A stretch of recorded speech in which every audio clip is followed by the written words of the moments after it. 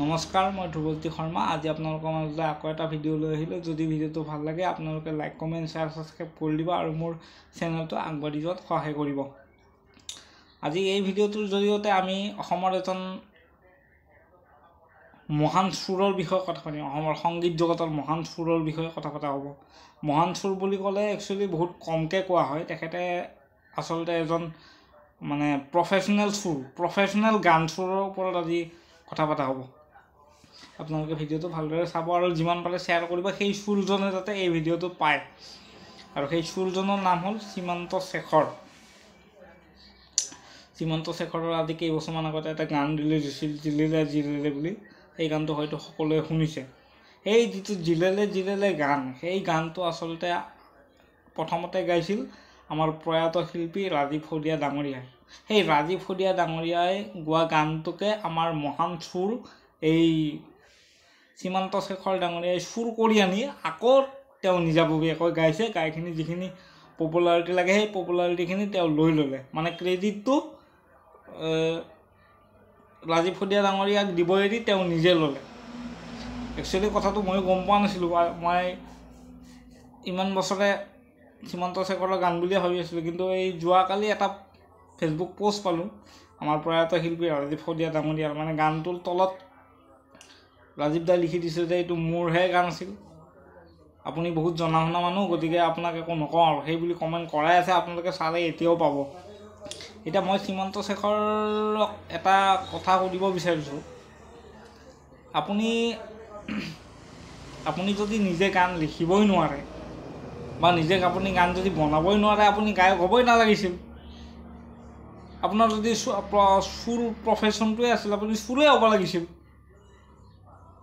আজিকালিতো সুৰৰ বহুত ডিমাণ্ড, বহুত ভাল ভাল সুৰ আছে অসমত। আপুনি সুৰে হ'ব লাগিছিল। কিয় আপুনি গান গালে? আপুনি গান গাবই নালাগিছিল। আপোনাৰ লাজ নালাগে নেকি? এজন চহা শিল্পী, এজন জাতীয়তাবাদী শিল্পীয়ে ইমান কষ্ট কৰি গানটো লিখিলে। সেই লিখি গোৱাৰ পিছতো আপুনি নিজাববীয়াকৈ গালে যে, তোক নিজাববীয়াকৈ গাব লগা কি আছিল? আপোনাৰ অসমত আপোনাৰ পপুলাৰিটি একদম নাই। আপুনি বেলেগৰ গানবিলাক সুৰ কৰি আনি আপুনি নিজে পপুলাৰিটি বনাই আছে, হয় নে নহয়? এইবিলাক কৰিব লাজ নালাগে নেকি আপোনাৰ? আপুনিতো বিজেপিৰ এজন সদস্য। বিজেপিৰ সদস্য হৈ কিনে আপোনালোকে গান চুৰ কৰি গাব লাজ নালাগে নেকি? আপোনালোকে গান চুৰ কৰি গাব অলপো লাজ নালাগে নেকি?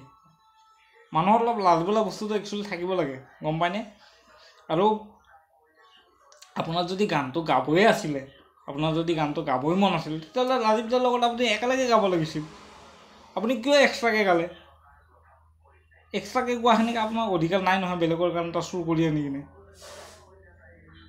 আপুনি কি একেবাৰে আপোনাৰ জ্ঞান বোলা বস্তুটো একেবাৰে নাই নে কি? নাই নে আপুনি ইচ্ছাকৃতভাৱে কৰে এইবিলাক? আৰু এই ক্ষেত্ৰত এই সংবাদ মাধ্যমৰ অলপ কাম আছিল, কিন্তু তেওঁলোকে একো নকৰিলে। তেওঁলোকেতো ৰাজীৱ শদিয়াক চিনাকি কৰি নিদিলেই জীৱিত অৱস্থাত। গতিকে এইবিলাক কাম কৰোঁতেও অলপমান চিনাকি কৰাই দিব লাগিছিল আচলতে। আৰু আপোনালোকে শ্ৰীমন্ত শেখৰক সুধিব লাগিছিল যে এইটো আপুনি নিজে লিখা গান নে বেলেগৰ পৰা অনা গান? তেতিয়া হয়তো গম পোৱা গ'ল হয়। আপুনি আগতে মানস ৰবীন্দ্ৰৰ গানো আপুনি চুৰ কৰিছে, সেইটো জেং এটা কৈছে, আমি জানো।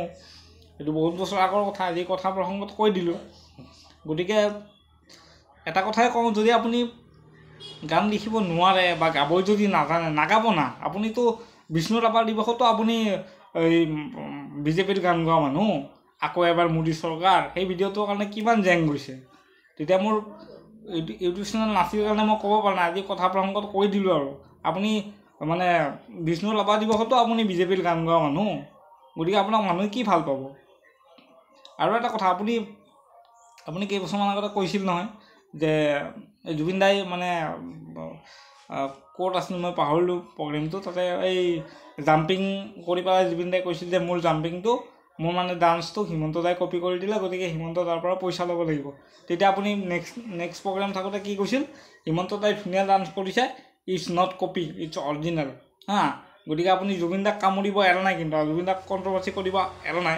গতিকে এটা কথাই মই আপোনাক কওঁ, জুবিন দাই আপোনাৰ দৰে এনেকৈ বেলেগৰ গান চুৰ কৰি গোৱা নাই কিন্তু।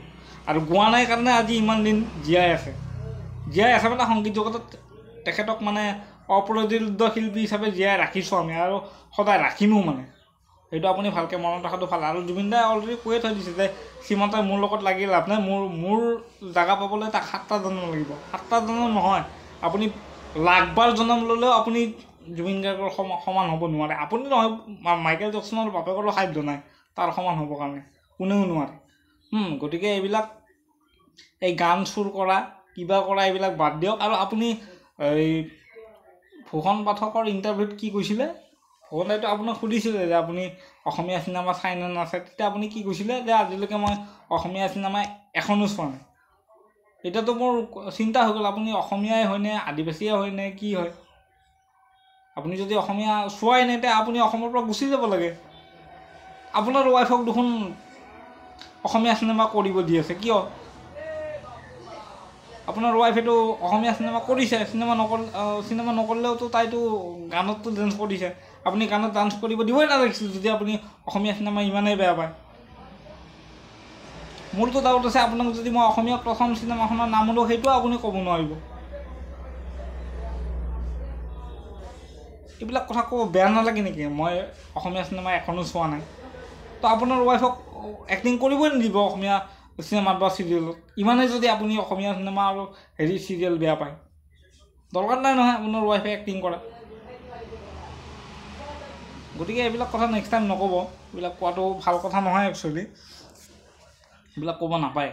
আৰু অসমীয়া চিনেমা আৰু চিৰিয়েলৰ কথা একচুৱেলি বেয়াকৈ নক'ব, সেইটো কাৰো অধিকাৰ নাই, কিন্তু মোৰো নাই, আপোনাৰো নাই, কাৰো নাই, এইটো কোনেও ক'ব নোৱাৰে, এইটো কোৱা কাৰো অধিকাৰ নাই। গতিকে এইবিলাক নেক্সট টাইম নকৰিব। আৰু মই এই ভিডিঅ'টোৰ জৰিয়তে অসমৰ মুখ্যমন্ত্ৰী হিমন্ত বিশ্ব শৰ্মা ডাঙৰীয়াক এটা কথা কওঁ যে মামা আপুনি ইয়াৰ পৰা অলপমান ছাইডত থাকিব, কাৰণ আপুনি যেনেকৈ এই সৰ্বানন্দ সোণোৱালক 2 লাখ মাৰি যেনেকৈ আপুনি মুখ্যমন্ত্ৰী হৈ গ'ল, গতিকে আপোনাক 2 লাখ মাৰি কিন্তু মুখ্যমন্ত্ৰী হোৱাৰ প্লেন কৰি আছে কিজানি, মোৰ 6 চেন্সে কৈছে এই কথাটো। গতিকে আপুনি অলপমান ইয়াৰ পৰা সাৱধানে থাকিব আৰু ইয়াৰ পিছফালে এটা মানুহ লগাই দিয়ক ক'ত কি কৰি থাকে, নহ'লে কিন্তু আপোনাৰ বেন বজাই দিব। মই সেইটোৱে ক'লোঁ আৰু আপোনাক। গতিকে ভিডিঅ'টো বেছি দীঘলীয়া নকৰোঁ, আপোনালোকে সম্পূৰ্ণকৈ চাব আৰু যিমান পাৰে শ্বেয়াৰ কৰক, যাতে শ্ৰীমন্ত শেখৰে এই ভিডিঅ'টো পায়। এইখিনিকে ক'লোঁ, নমস্কাৰ।